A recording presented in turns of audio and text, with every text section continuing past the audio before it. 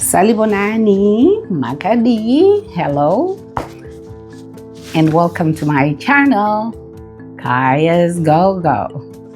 My name is Vongile, and thank you so much for stopping by. I appreciate your support. And before you click off this video, if you find it interesting and you'd like to see more of my videos, please subscribe, throw a comment, click on the thumbs up button so my channel can be shown to more people and we all can learn from each other. I'm trying to get back to my childhood, sitting on the floor with my legs crossed. Not an easy task after spoiling myself sitting on chairs. Gotta do it, folks. It's hard when you get older. Anywho, before I get sidetracked talking about aging, this isn't about aging. It is about young lives. It is about prosperity.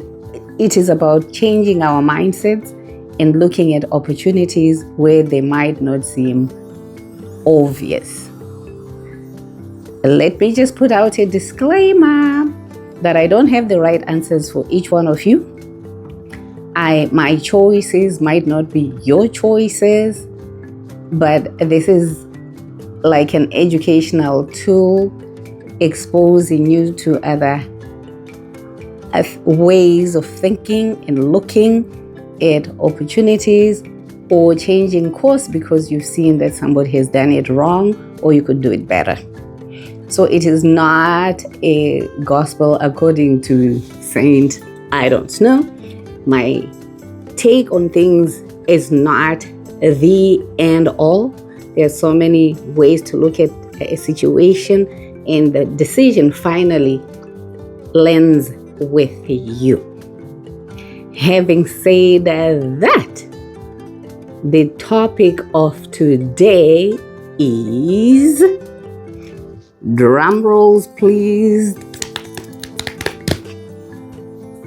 are we saying going back to Africa once you've had an opportunity to leave is a bad choice or a good choice?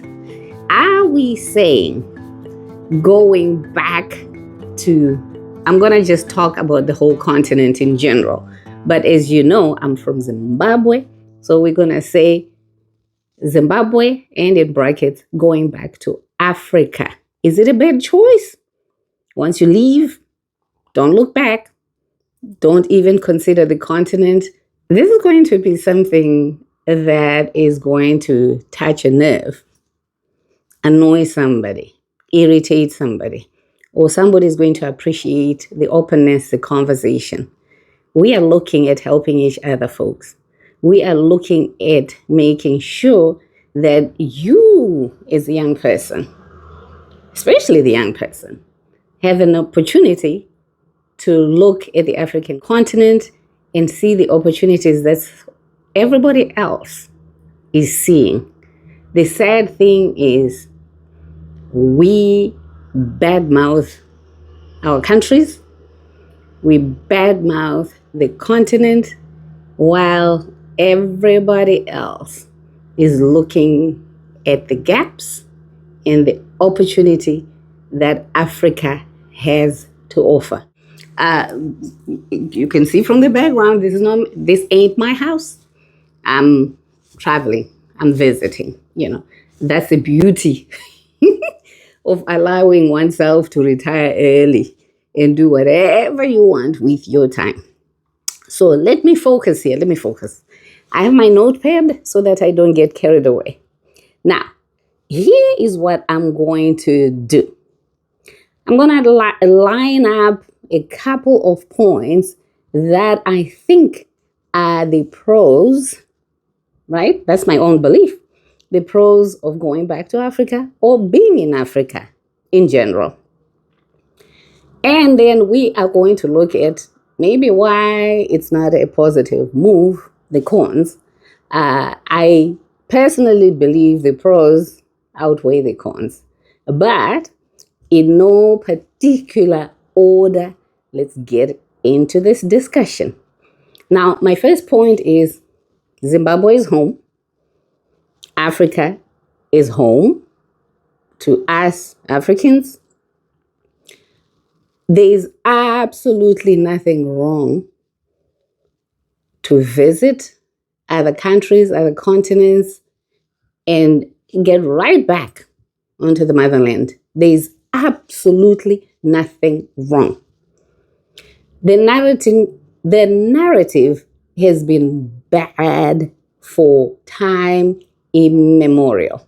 We don't have to assist in that. They've told us it's an, asshole continent. They have told us we are less than. They have defined us as incapable of leading ourselves. They have told us we are not good enough. We don't have to assist. There are a lot of things that are positive about the African continent. The first one being it is the land of our birth, of my birth. It is the African continent. I am African, and I'm comfortable saying I can live anywhere on the continent without a doubt. I have had time to grow, to mature, and to see that buying into somebody's narrative and helping perpetuate it has been our biggest downfall. I said it. We buy into somebody else's way of looking at us. We agree wholeheartedly, and this is where we are. They come back, trample on us, and we submit. So, to me, Africa is just fine. Yes, it has its own challenges. Yes, we have governance problems. Yes, our leaders are not doing as good. But that doesn't mean we condemn ourselves. If it's not me, if it's not us, who are we waiting for to bring the change that we desire? Who are we waiting for if we are all going to say, nope, it is an undesirable place. We are not going to do anything to help, to develop, to bring it to the standards that we are all running to. Let me just say, when I left Zimbabwe back in 1989, things were still okay in that country. Institutions were running well. I, from the naked eye, didn't see the deterioration that was coming. I didn't see it. But I married into a very nomadic family. They were comfortable moving from place to place. And my husband said, let's go. And off we went to Canada, ended up in the United States. But we have done a whole roundabout and we're back on the African continent. Am I going to sit here and say there are not any problems that I have faced, hardships, mistreatment that I've faced in the country by my own people? That would be a lie. I'm not going to say that. But does that make me say I am not stepping on the continent? I'm not going to go to Zimbabwe. I'm out. I'm done with it. I refuse. It's the land of my birth. I see the possibilities. I am more comfortable there. So I'm back. When I'm in Zimbabwe, no one, I repeat, no one asks me, where are you from? You have an accent. Where did you come from?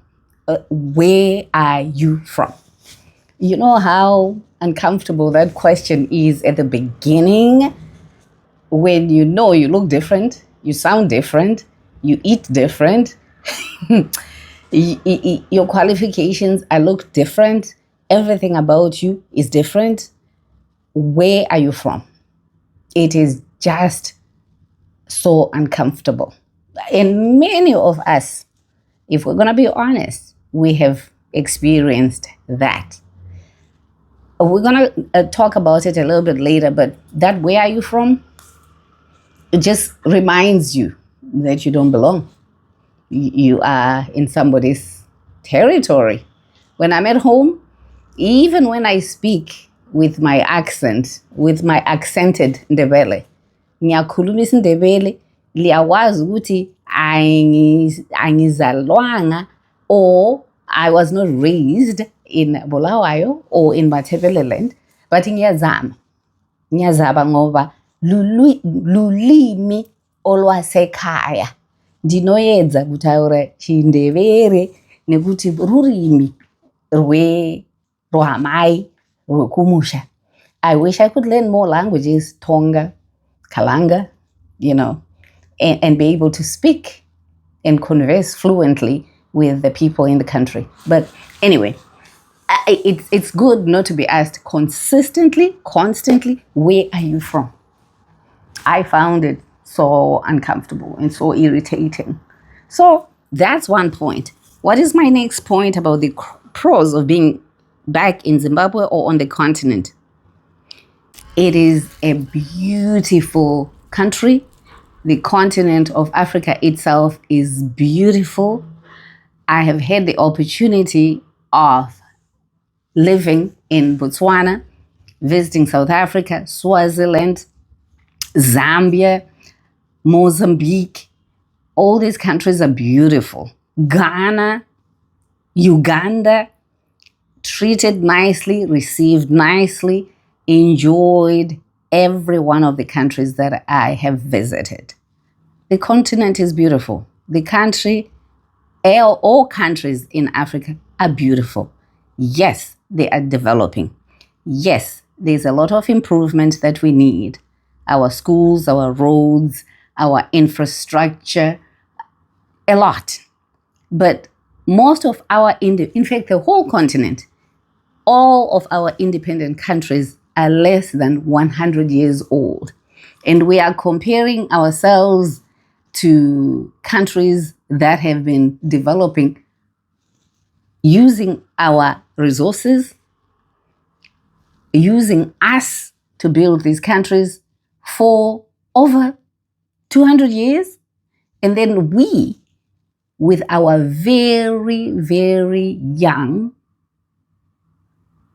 democracies, we are comparing ourselves and want to be at par with the same people that came to plunder and loot our resources. And still, our fellow friends, relatives, ancestors take them offshore to the developed countries now and work.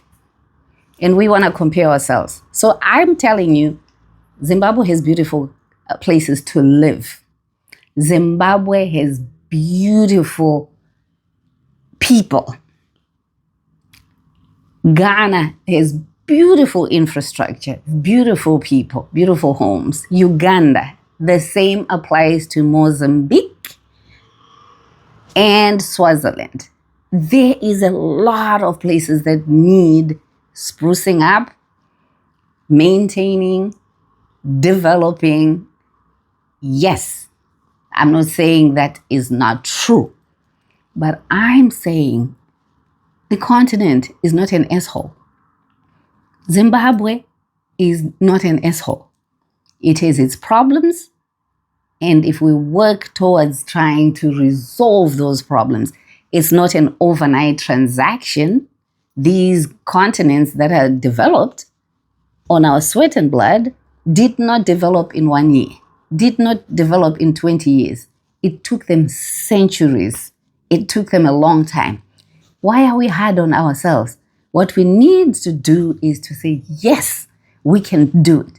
Yes, we can move forward. Yes, we can build world-class cities, have world-class educational standards, world-class healthcare standards, and that's what should be our aim. We live in a world where we are now intermingling. There's a lot of movement. So we can't remain isolated. We see the internet has opened our eyes. We like things that are in other countries or other continents. And there's nothing wrong with trying to implement those changes so we too can compete at that level. In terms of let me talk about homes, because that's the one basic thing that we all need.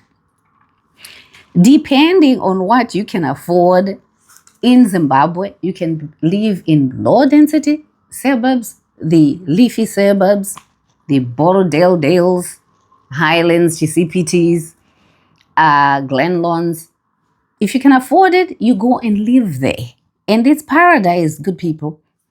Check the videos that I have showcased homes that have been built by Zimbabweans and they are in Zimbabwe. If your pocket allows you to be in the medium density suburbs, Mount Pleasant Heights, Marlborough, Marlborough, there's so many others that have sprouted that I cannot list. There's many. If your pocket allows you to be in the high density suburbs, Mufako, Sekambuzuma, Mbare, Highfields, Mavuku, many others. I'm talking Harare here specifically, but throughout the country, there is low, medium, and high density suburbs. And you choose where your pocket allows you. Don't compete with the Joneses, because if you do, then you'll be frustrated and you say Zimbabwe doesn't work, because you will be trying to keep up with standards and incomes that are not in your bracket. So let's leave that one alone. I know we have so much room for discussion with this one and many other topics. I'm actually planning to have a live conversation with you all. So hopefully we can, talk about this civilly. Now, this is another point that I find so pulling for me to get back on the African continent, to be in Zimbabwe. Good neighborliness. I'm somewhere out emazweni, ngiyavakacha, ndichamboshanya zvangu, ndiri kwandiri kokoko. Imika. You don't see anybody on the street. Even if you do see them, you can't even say hello. And if you say hello, they're not going to talk to you. They'll pass you. I know my neighbors. They know me. They look out for me. We have a good relationship. Bayangigcina, siyagcinana, banondichengeta, tinochengetana. You will not find that here. You can be in a neighborhood and live for years and years and years. You don't even know who's on your left, on your right, or across the road. I never got used to that. I love me some company. And it doesn't mean tukuita makuwa, we're gossiping. Sikhuluma ngendaba ezabanye. No. Just hanging out, or even just being able to say hello. Maswera say on the street, lichone njani, linjani. That to me, for me, is what I like. I liked being in Detroit, in the Detroit area, because African Americans will greet you. The men will lift their heads to say hello. The women will say, hi, sister. Will say, hey, hello, wave. Yes, I did see that with African Americans and other people as well. But it's not the normal. It's not the common thing that happens. Here in Africa, we are adopting that kind of living because we think that's the way to go. We have been told that it is okay to be the nuclear family. Forget about your neighbor. Forget about your sister's children, your auntie, your mainini, your baba mnini, ubaba mdala, umama omncane. Don't focus on you. I agree on some levels. You need to take care of you. You need to take care of the children that you brought on this earth before you expand yourself to the rest of the extended family. But that doesn't mean you can't say hello. That doesn't mean you cannot walk over to your aunt's house and say, hey, auntie, how you doing? Mama omncane utshone njani lapha? If you have a few veggies in the garden and she's not in a position to be able to garden for herself, to go and give her a bunch of vegetables. We're adopting some of these things that are not very helpful to us. Just because the Western world says you have to focus on the nuclear, we choose to just jump in there without really looking at whether it is beneficial to us or it's part of the destructive behavior. I remember as a child, I could not walk the street and just misbehave. Because the mother across the road would say, Iwe, wena mntwana, iwe mwana wekwa so and so, wena mtaka stole, wena mtaka magumbo wena, mwana wa magumbo iwe mwana wa chirandu, mwana wa stole, urukuite. They would tell me off if they have a chance to, to make me go straight. They would do it. The community looked out and after each other. But we've chosen to adapt that. So to me, that's another point. Before I digress, let me move on to the next point. Who is going to dispute that Zimbabwe has good food? Yes, bland as it may be, but it's still good. Who is going to dispute that ugali, dispute that fufu is not delicious? We get our foods defined as poor, inferior by our colonizers.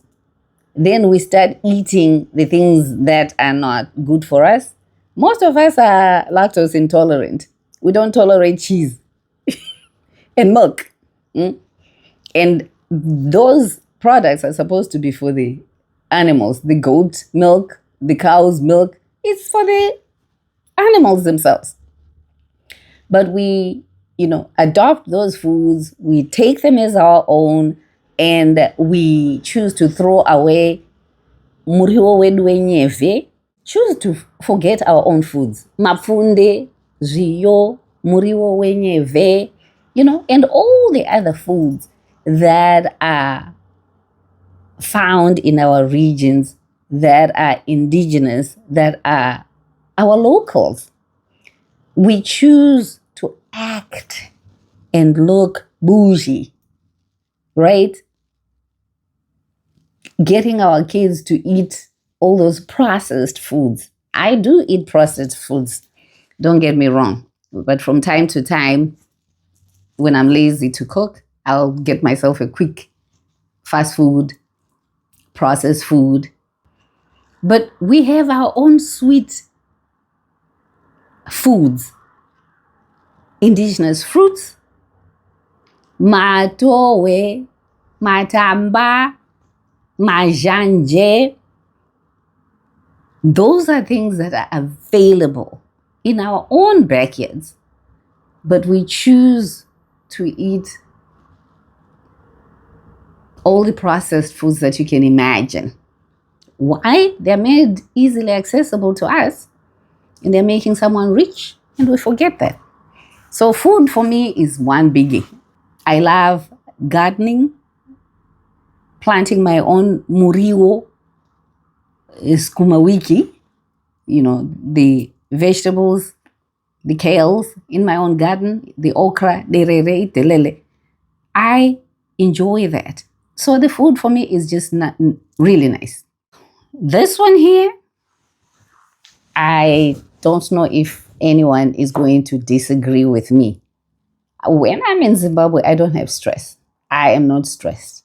When I used to get off the plane, once I've visited Zim or somewhere in Africa or wherever, getting back to the US, because I worked a lot in the US. Getting back to the US was stressful. Here, my shoulders tighten. Neck tightening. The whole body tightening. I don't have that in Zimbabwe. I don't have that when I am on the African continent. I know there's no hurry in Africa. And some of the things go way too slow. And because I'm now used to the fast pace of the northern hemisphere, I get frustrated sometimes. But I go with the flow now. And with time, people will start learning that you don't have to be lazy. You don't have to be slow to prove what? Make your services efficient, make them comfortable. You don't have to be rushed, but make it comfortable and efficient. It's different from the attitudes that we've talked about on one of my videos. That is not acceptable.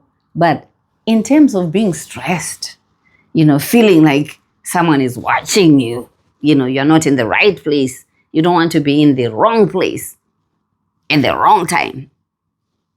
That's not what I feel when I'm on the continent. Let me know in the comments what you think about that.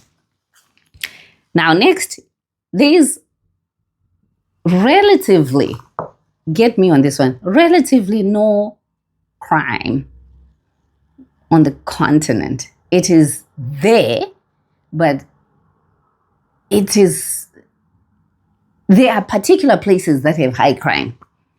Cities, the crime is higher. Yes, there's a lot of thieving, pickpocketing, and lately we've been having violent crimes happening. But in general, it is not as bad as we are made to think that we are safer when we are abroad. It's not necessarily true. My first experience back in the 90s when I arrived in Canada, a tourist was shot on the street that the previous day. I had just passed by the same spot that he was shot at, a drive-by shooting. Random? Yes. So it happens everywhere. Crime is everywhere. And it's not necessarily concentrated on the African continent, not necessarily concentrated in Zimbabwe. All right? It's nice to be with your people. It's nice to be with people that, understand your background, that have the same history as you. And it's also very good to broaden your horizon, mix with other people, learn about other people's cultures and practices. You become a better person that way. But it's good when you are surrounded by people that understand your upbringing. And I enjoy that. It now, because we've been so torn apart and made to believe doing 18-hour shifts, going in and out of your house without even seeing your children, your mother, your grandmother, is the way to live. That's how most of us live when we're in the diaspora. We have no time for each other. We have no time for family. We have no time for friends. And when we get stressed, it doesn't look good. So it's good to be amongst people, but it's also a good thing where you are to open up and have friends, not only people that look like you. If there are people that accept who you are as you are, by all means, welcome them into your circles so you don't get isolated. Isolation is a terrible thing, especially when you're living abroad. You don't see or speak to anyone for days, weeks. That is not good. When you're out in Africa and you're just walking around the street, you will see somebody, talk to somebody, hang out and just people watch, and you don't feel like you're in the wrong place. So being around people, if you are in the diaspora, make an effort. Make an effort to connect with people who are like-minded. So we talk about Zimbabwe being expensive. Yes, it is expensive. But if you really are honest with yourselves, really, if you've been in the diaspora, right, things are not that cheap. You have to pay your rent. If you have a mortgage, if you have a car note, you have all these bills to pay, electricity, rates, council taxes. It's the same thing in America. You have rates that you have to pay. There are a lot of expenses that come with being abroad. Yes, you have a paycheck. Yes, you have an income coming in weekly, bi-weekly, monthly, or whatever. But for most of us, 60, 65%, even more of that income is going to go to expenses. Then you find yourself, you have nothing to save. You can't even take care of your family the way you thought you'd be able to. And this is a consumer society here.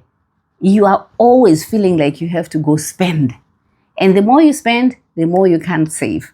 So in the end, you can't even show that you are working for something worthwhile other than rent and food and paying for the car that you are driving to work.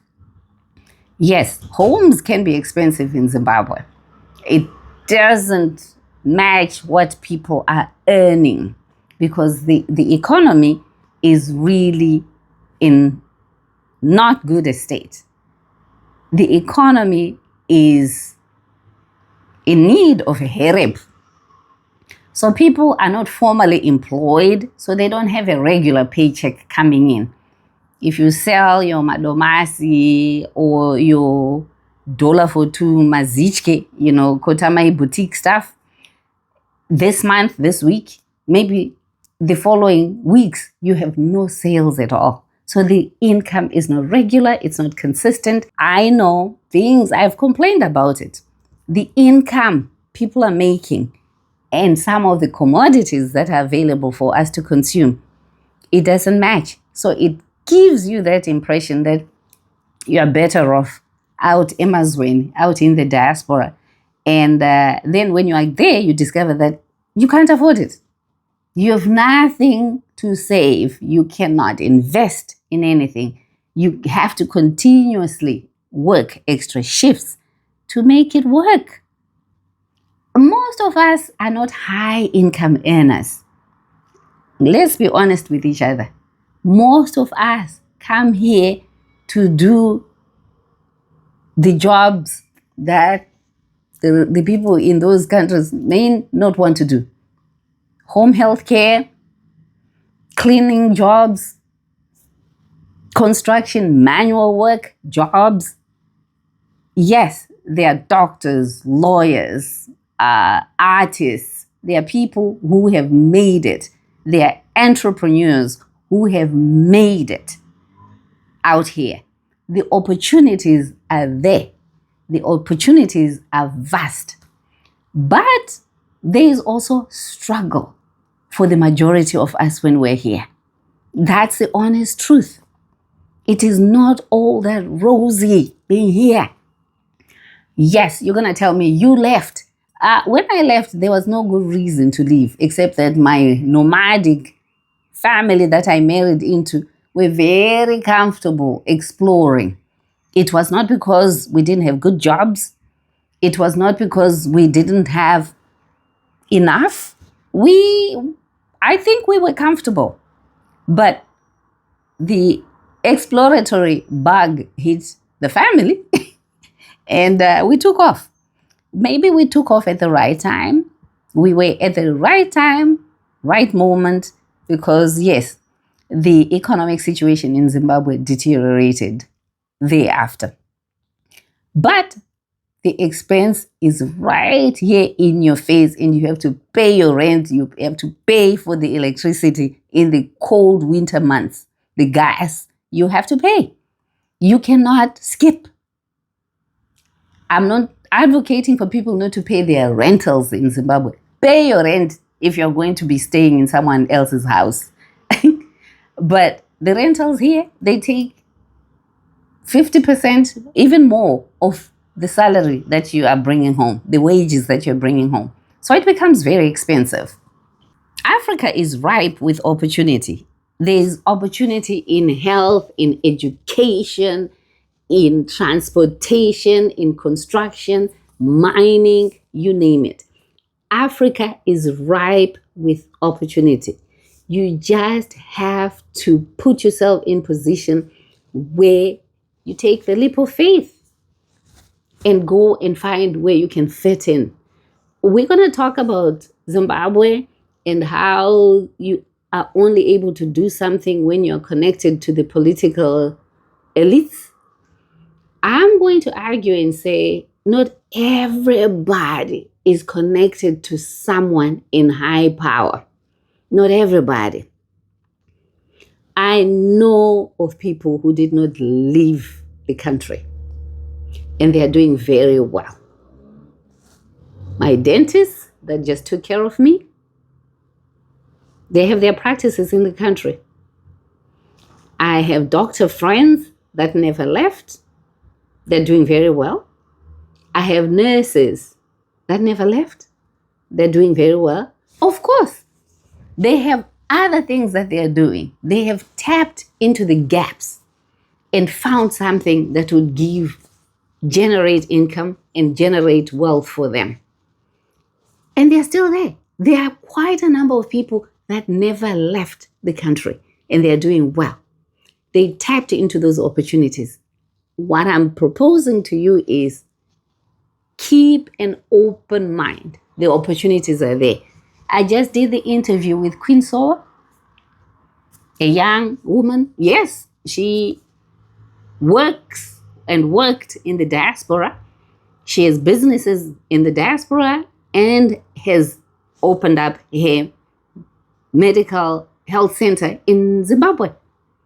You look where the gap is, but you have to have the mindset to say, yes, you can do it. You are the person the country is waiting for to invest in that lane where you see the gap. Yes, there are a lot of people that are making it because of the who's who, but it's not everybody. It's not everybody. That conversation, we need to change it. And we do not need to label everybody a thief connected to someone or doing something caring, not in the right way. Not everybody is doing that. People are making it slowly, building their wealth, patiently, focused. Focus. I couldn't emphasize that enough. The opportunities are there. Lots. There are other nationalities that are seeing the opportunities. Some of the things that are happening are very destructive, especially in mining. They don't care. They will mine and leave. But we are left with that tattered country. Can you go and do that out there in their countries? You can't. But we're sitting there and seeing that happen to our own country.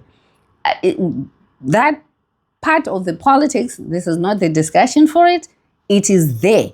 Yes, it needs to be fixed. It needs to be resolved. But in the meantime, the opportunities are there. The opportunities are there.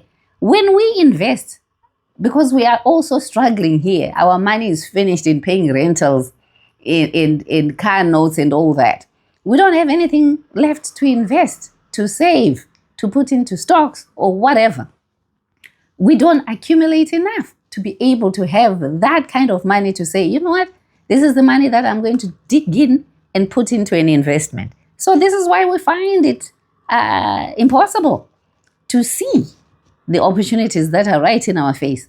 I was on a plane once coming from Emazweni, from abroad, and Ethiopian Airlines landing in Ndola, dropping off a lot of people from China.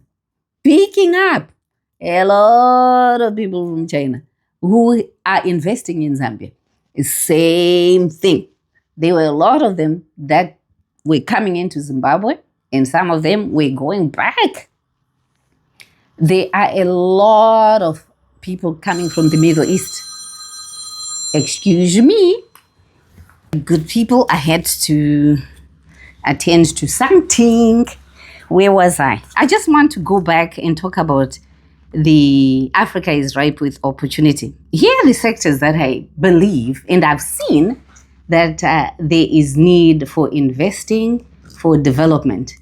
The healthcare sector, I'm going to talk about the healthcare sector, specifically geriatrics, gerontology, good people. I guess it's important to me because I'm in that phase now where I need geriatric care. I need senior care. There's a lot of need. People are getting older, and because we're now scattered all over, our children, grandchildren, families, brothers and sisters are all over. So seniors need care. So that I see is a real open area for investing, for developing. Good senior care, good people. If you are used to good, comfortable things out here, you would want to have a good, comfortable care plan. Pediatrics, always. Child care, maternal and child care. There's still real big room for improvement in that area. So the opportunities are there. Obstetrics and gynecology, oncology, all those areas needs investors. Somebody needs to take a leap of faith and do the investment. So that's healthcare. Education, we need good teachers, we need good schools. Not everything has to be privatized. I do understand the public schools have to do better than what we have currently. But that's another avenue where if you want to invest in early childhood education, and going through the right channels, because you have to use all these investments, you have to be using the right channels, get the relevant ministries involved so you can be told how to do it the right way. You just don't come to invest in a country and just do things in the backyard on your own. When things then get destroyed, demolished, you are complaining. Follow the right channels, ask for the right avenues, and that's where we need the transparency in our institutions so they can help the diaspora that wants to come back and invest. So we need that help from the relevant ministries so those people who are keen on investing back home can do it. Now, hospitality industry, as usual, people need somewhere to stay when they are away from their homes. So people are doing their B&Bs, hotels can still be done. There's a lot of things that can be done in the hospitality industries. People need somewhere to eat, to entertain, and all that. So that's another opportunity. Agriculture, who doesn't eat every day? People still need to eat. People need to invest in agriculture if that is your passion. You have to have the passion. I've been showing this returnee who's put up greenhouses at her property right now. She has also invested in the multi-mansion house. She's doing things. She's moving. So she has focused on greenhousing because that's what she's passionate about. Food. We need to eat. So there are opportunities there. Not everybody is going to be a farmer, a teacher, a nurse, a doctor. Choose the avenue that feels good for you and pursue it. Do the groundwork. Nothing comes when you're sitting. You don't ask somebody to find out for you. Take your boots on the ground and do it. There are people that have said they are open to assisting. I'm going to repeat once again. Queen Soa, In my video, she has openly said she has helped, is willing to help with information. So get out there, find the mentors, find the people that are willing to help you, that have gone through the process themselves. Construction, lots of construction is going on in Zimbabwe. Trust me, I have seen it. Roads are being constructed, rehabilitated. There's new buildings coming up.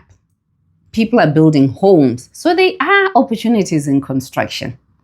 You can never say the market is flooded. Yeah, there's a lot of construction companies, but some of them are briefcase companies that have people who are not experienced. It's up to you who you choose, who you engage. Then if it's somebody reputable that you can go back to and say, "Aywa, we need to fix this. No, I look I sigo." That's different from someone who is using the briefcase and the table under the tree. The next minute, once you give them your money, they are gone. You have to take time, due diligence in whatever investment you're going to take up at home. And lastly, clean energy and tech. Technology is on the upswing. We are in the era of high-tech, clean energy investments.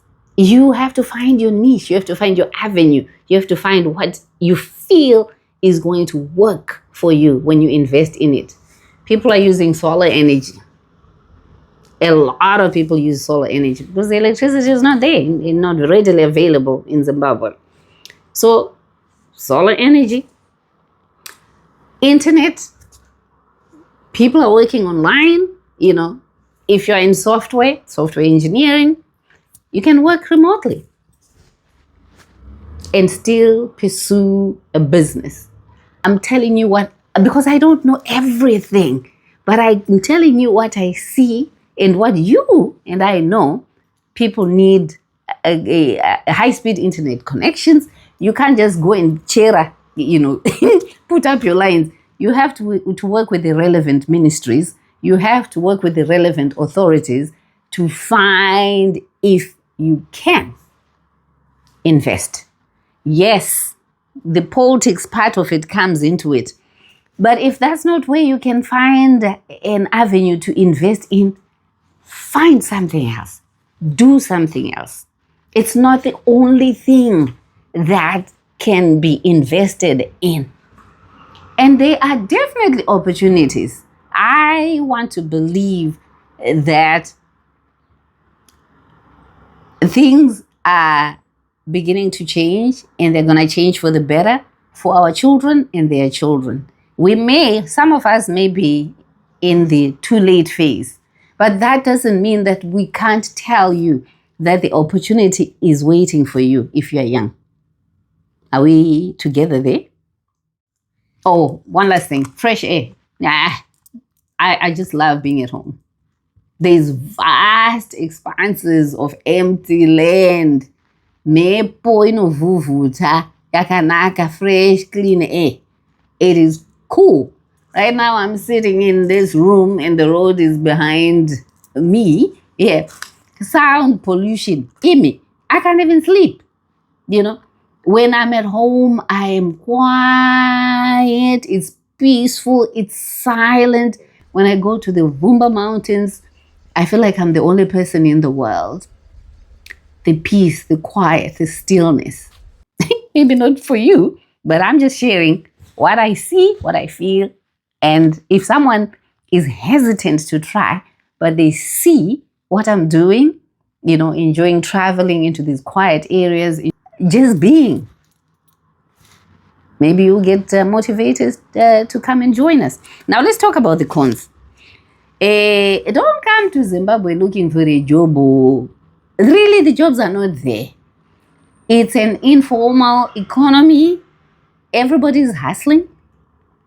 So to come in and say you're looking for a job, it has to be a specific job with a specific company that has hired you because of your skills, your expertise, But just not to say I'm leaving. There's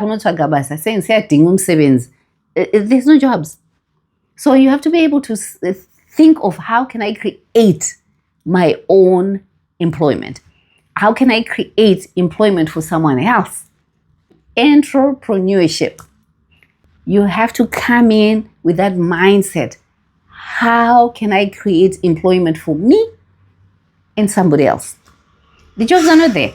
The informal market, that's what people survive on. And I don't think that's what you want to go back to if you are here in the diaspora and you have a paycheck. So if you are coming back home, create your own job. The healthcare system, I've talked about it. Yes, it's in the intensive care. But in Mina, I don't want to focus on getting sick because that's not my intent. I want to try and live well, live healthily. If in the event that I need medical attention, there are places that are available that will give you the care. I just had my teeth extracted. Brush your teeth, guys. Take care of your teeth. Go to your dentist. In Bulawayo, go to Dr. Suvanda. In Harare, go to Dr. Manana. Thank you, doctors, for taking care of me. I have done poorly. And it's because historically, it's also my toothbrush, please. We didn't have toothbrushes, some of us. And we shared one with sisters. So no excuses, but I needed to have done a better job taking care of my own teeth so that I don't end up in the situation that I am in now, where they have to be extracted, I have to have root canals, etc., etc. But there are places that are very good, that have the high standards that we are all seeing here in the diaspora. The hospitals are there. Yes, there might be private care, but that's what is available in the current environment, and they are good. And what we need to strive for, what we need to see is our public institutions, our hospitals getting better equipment, good staffing, modernizing them a little bit, upgrading them, and all that. So that's the truth. The healthcare industry needs revamp. It does need that. Let's be honest with each other. That's what is there on the ground. Does that let me not want to go home? Nah. I don't want to leave. Who says I'm not going to get sick here as well in the diaspora? Who's going to guarantee me good health? In fact, when it comes to eating, I eat better when I'm at home. So you have to work towards doing things that are good to maintain good health, right? Eat well, rest, sleep, exercise. Public transport, public transport in Zimbabwe is in bad shape.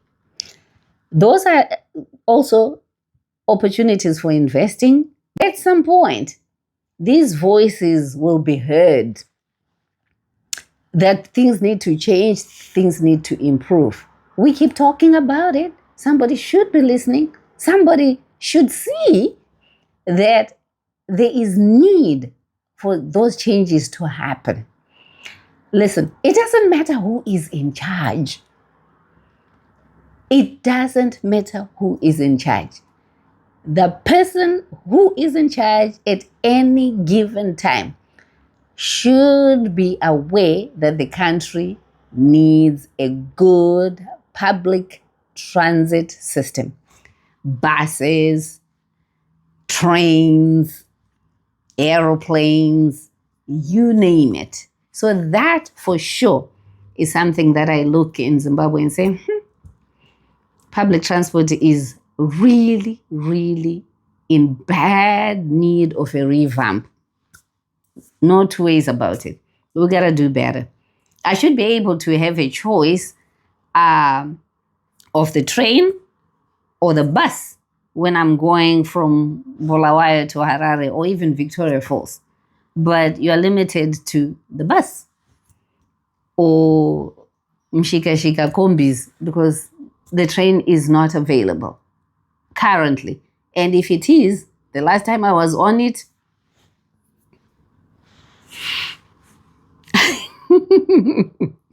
so yeah, we need that. Schools need to be well equipped. Teachers need to be paid better so we can retain them. The brain drain has been so bad. We need to bring all these institutions to par so they can be competitive with the region and the world. So people can choose then to say, I want my children educated in Zimbabwe. We were there before. But right now, honestly, if you have children and you can afford private schools, not to say that the ordinary public schools do not produce brilliant students. They are there. But the tools that they have, they will not excel to the highest because they don't have. The things are not there. So, IMI, that's something that needs to be worked on. So I do understand if you have children and you are looking at staying in the diaspora because the institutions in education are better. They have problems too, but in terms of comparison with what we have in Zimbabwe right now, it's not looking good. And no magetsi, no water, that's the usual thing. No magetsi, no electricity, no mvura hamanzi. We are super. Infrastructure.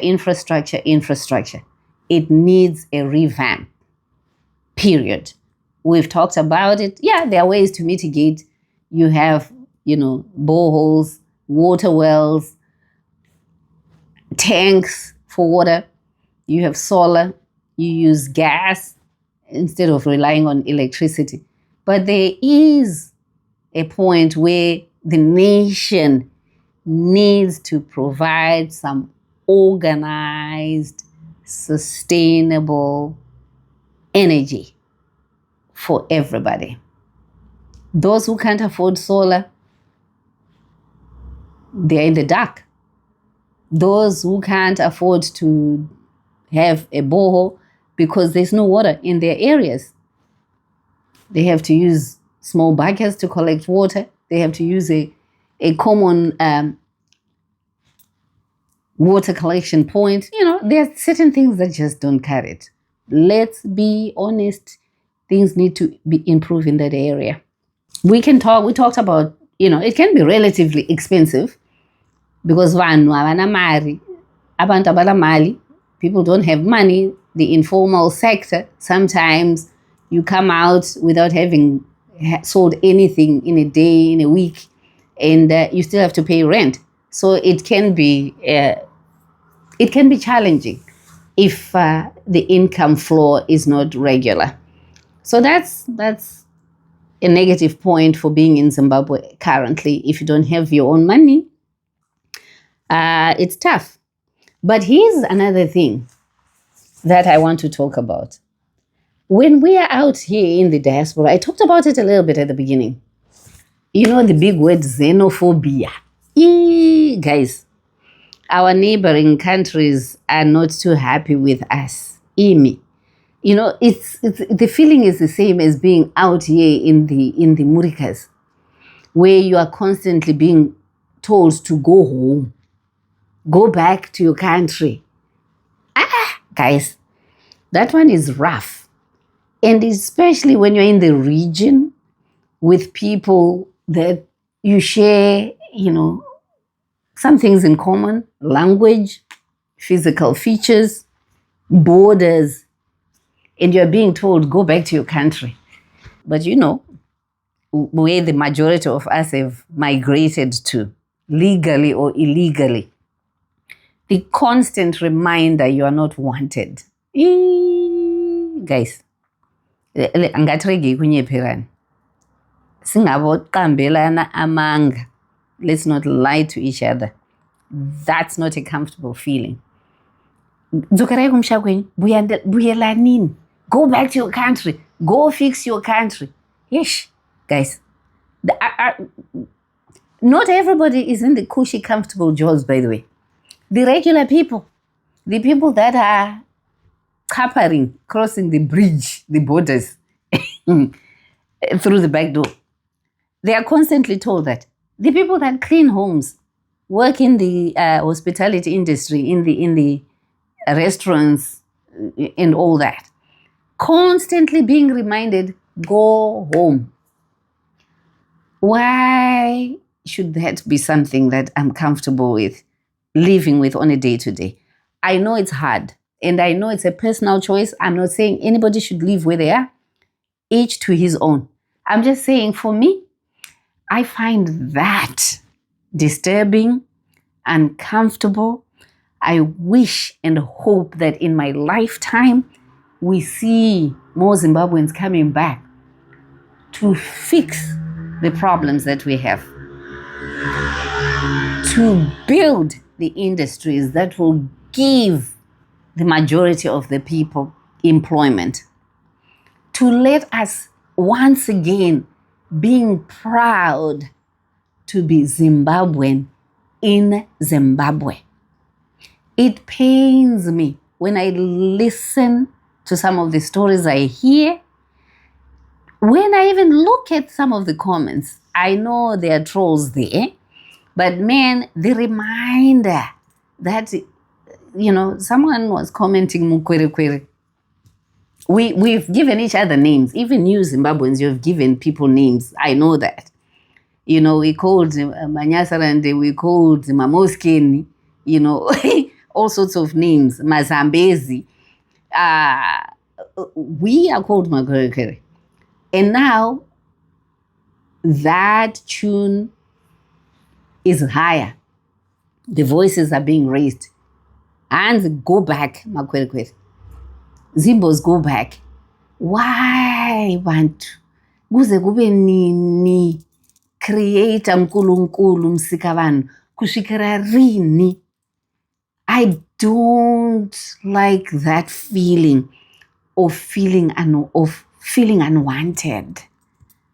So I hope in my lifetime I will see more of us embracing, coming back.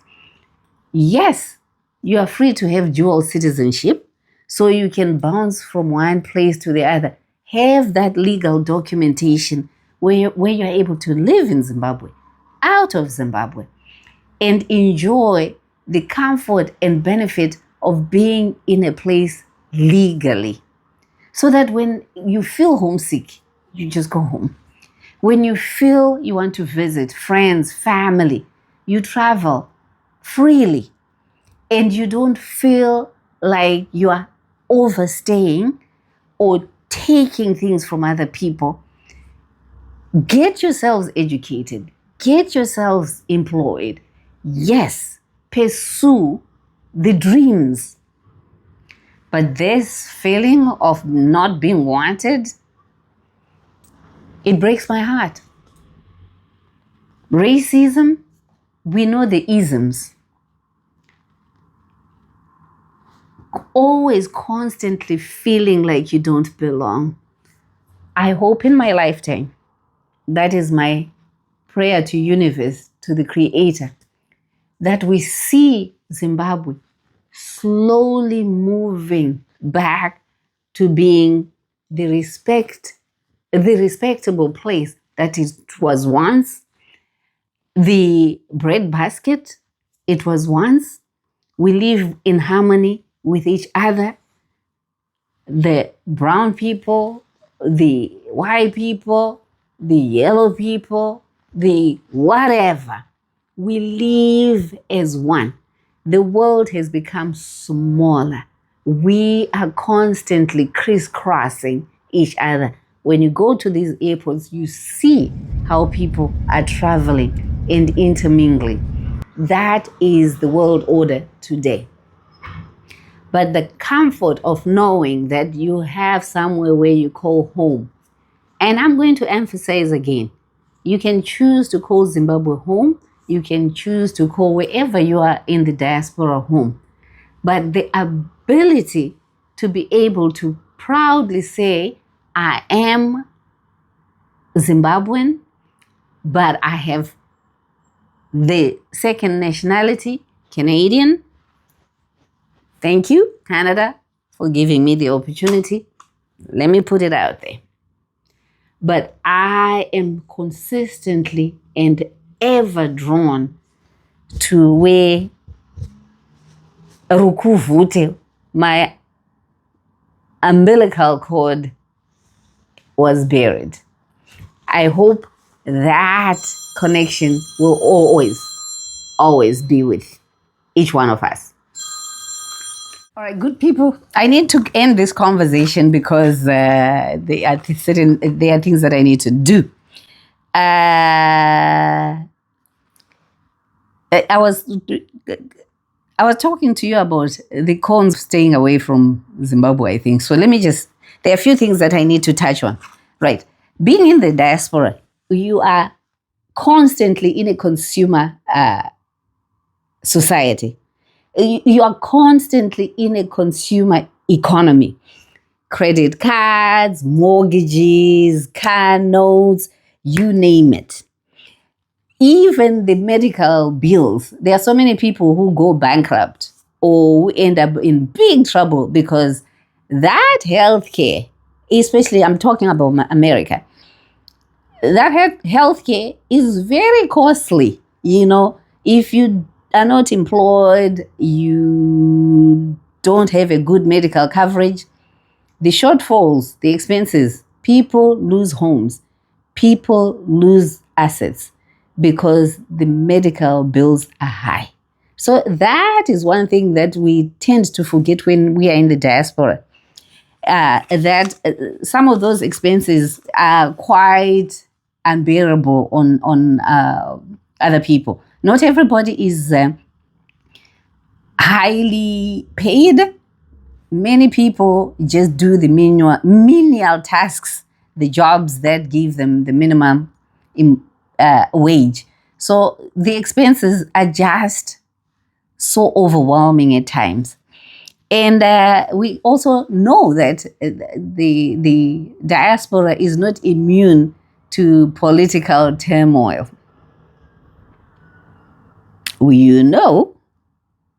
If you are following current affairs, there is no peace in paradise right now.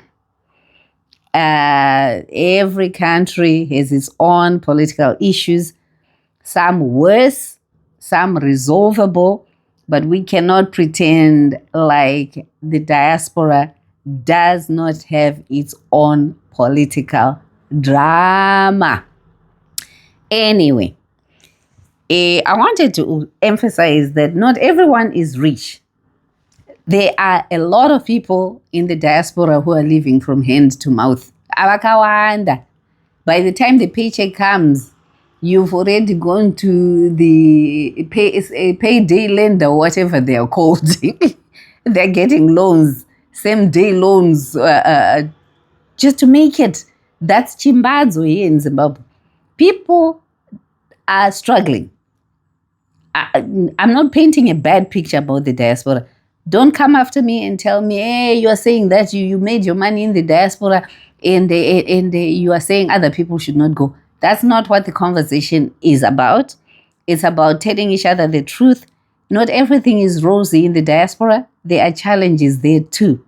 And challenges like people living hand to mouth or having to depend on social services, which are being cut now, where you go to the soup kitchens because you can't provide for your children.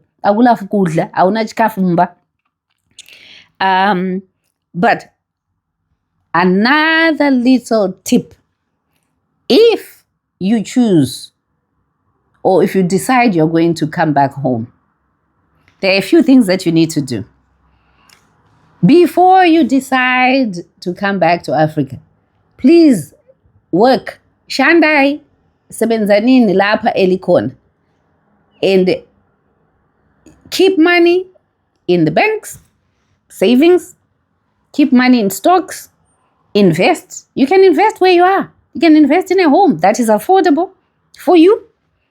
that can generate income for you when and if you decide to sell it or leave it as a rental property, whatever that is possible for you. You can buy a home in South Africa. You don't have to be a citizen. You can buy a home in the UK. You don't have to be a citizen. You can buy a home anywhere you want as long as you have the money. So while you are thinking of coming back home, do the work. Save the money, invest the money, start investing at home, buying the land, buying the dilapidated home, renovated, buying that very nice home which is built already and just walk in. Do what you need to do. But what you need to do while preparing to come, visit. Make those visits. Don't just send people money. Hey, do this for me. Hey, do that for me. Hey, can you find out about this? Can you find out about that? Take the time to do the groundwork yourself. Because people will tell you what you want to hear. They'll sell you what you want. The piece of land that doesn't exist. The sabuku deal that doesn't exist. Go find out about your own sabuku. Some of us, our parents, they are descendants of Mozambique. Mozambique is the way that my ancestors came from.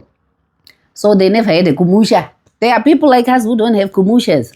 So we buy real estate in the cities or outside of cities. But if I want to go and find a sabuku who is going to accept me, there's a lady in Matobo, a white lady, who is part of the community in the Matobo area. She went to the chief. She went to the sabukus, and they accepted her into the community, so she has a piece of land. You can get those sabuku deals, those rural community lands. You have to do it yourself. You have to go find it. I'm in the process of actually trying to find a kumusha for myself. I think I need one. It's quiet. I liked it. So do that. Don't forget, while you're in the diaspora, avoid credit. Siyana inezikwelet. Lingaboba lezikwelet lapha elikhona emazweni. Avoid living on credit cards. You are getting the money, giving it to somebody else through credit and interest rate payments. So you will never be able to see the money grow, because once you get it, you have to pay the credit card. So avoid doing that. See if you can start a business in Zimbabwe. Queen Soa has done it. She is one of the diaspora. I talk about her because I've done an interview with her.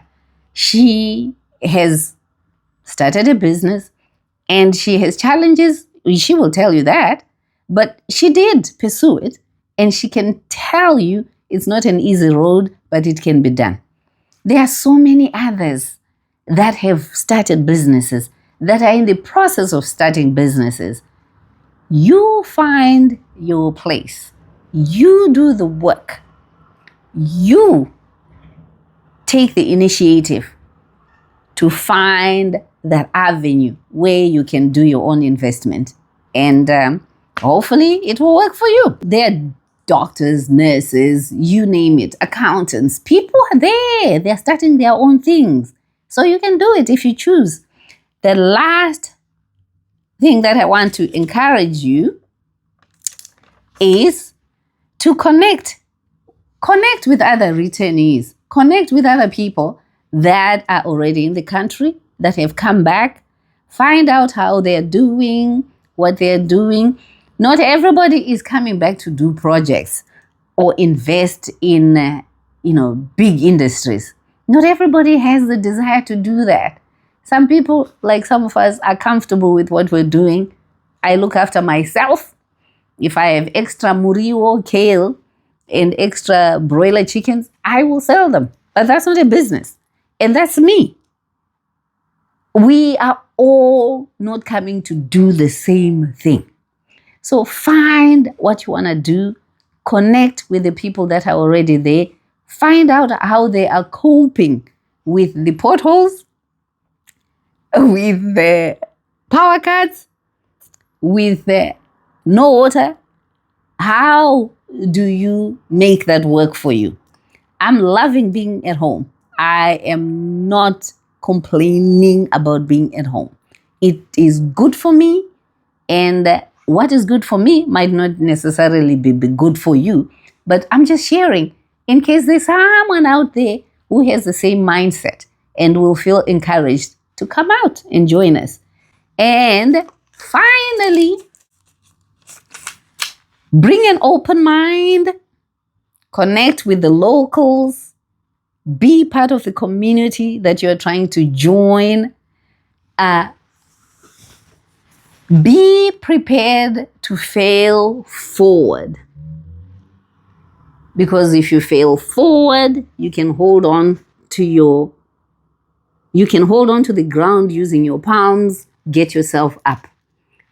Be prepared that everything is not going to run as smoothly as you may have been imagining or anticipating. There will be pitfalls. There will be hardships. There will be disappointments. Yes, be prepared for that.